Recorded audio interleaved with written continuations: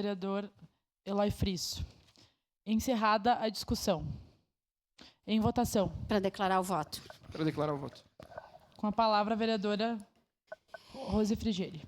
Não, primeiro, eu acho que bem importante esse debate. Quero agradecer a todos os vereadores e vereadoras que se posicionaram, mas me permito discordar de algumas coisas. Primeiro que eu não entendi essa questão sindical.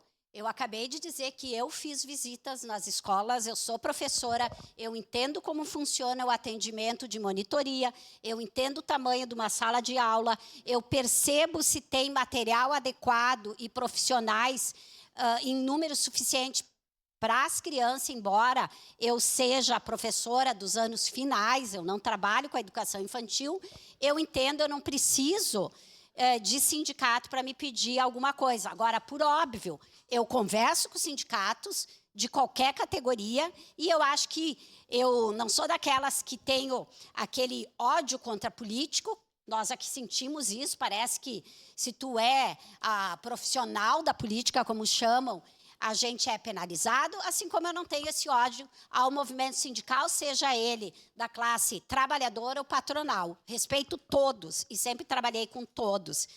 E outra coisa, vereador Eloy, saiu do plenário, mas depois ele pode ouvir.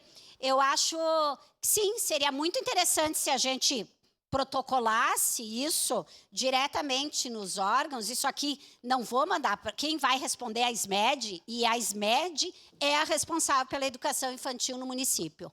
É a prefeitura. Então, não importa se ela terceirizou ou não, eu quero resposta do poder público. Ele é o poder responsável pela educação no município, ele que busca as respostas com as entidades privadas, não sou eu que vou buscar. Eu quero a resposta da prefeitura. Quanto o regimento prevê que se passe por aqui, para nós, vereadores e vereadoras de oposição, é uma segurança. Porque eu vou dizer, eu gostaria que eu chegasse com isso aqui na SMED, em alguns eu tenho, na hora a resposta, mas tem alguns que não se tem.